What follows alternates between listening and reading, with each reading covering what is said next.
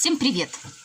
Зацвел лимончик, и теперь нам нужно его опылить, чтобы завязалось как можно больше плодиков.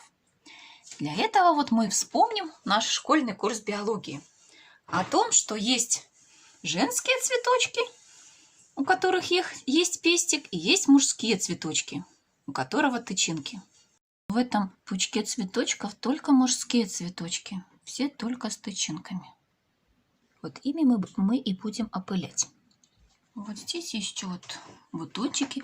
Как правило, женские цветочки даже по бутончикам можно определить. Они всегда намного крупнее, чем мужские. Вот тут еще не зацвели. Вот это мужской цветочек, а вот тот был женский. Видите, с пестиком. Вот совершенно недавно я его опылила. А вот распустившийся цветочек. Сейчас посмотрим, какой он. Тоже мужской. Пестика там нет. Но сейчас мы найдем цветочек, который еще не опылен, который женский. Вот он. Видите? Вот он такой с пестиком вокруг тычинки, но нужно опылить его именно мужским цветочком. Сам процесс этот несложный. Возьмем рядышком и беру и просто мужской цветочек обрываю. Раз. Вот он такой. И что я делаю? Я беру и тычинками этими желтыми, они так хорошенько вымазываются. Беру прям вот пестик и вымазываю. В природе на открытом воздухе это делают все пчелки, либо муравьи переносят пыльцу с цветочка на цветочек.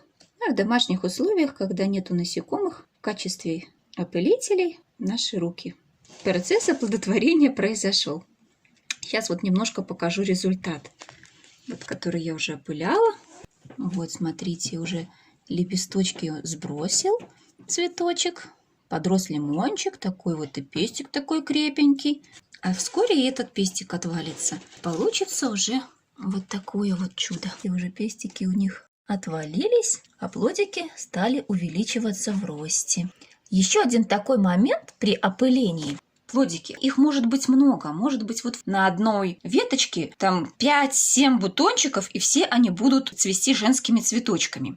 Иногда лимон вот он сам сбрасывает ненужные плодики, а иногда они начинают равномерно все вместе развиваться, и потом на определенном этапе он их сбрасывает все сразу. Когда они еще маленькие, зелененькие, может такого размера с грецкий орех, и если их много, то он начинает их сбрасывать и сбрасывать все.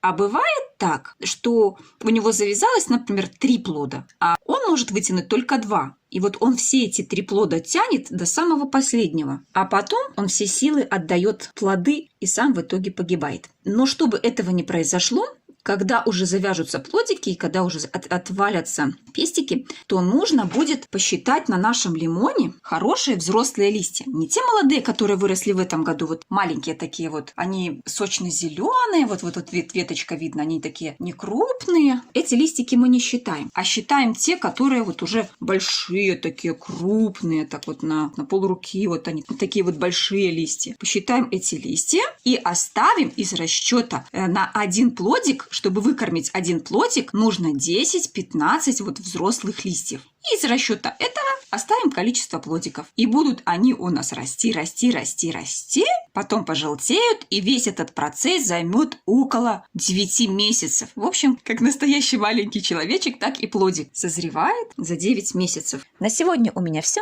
Всем пока-пока. Надеюсь, до скорой встречи.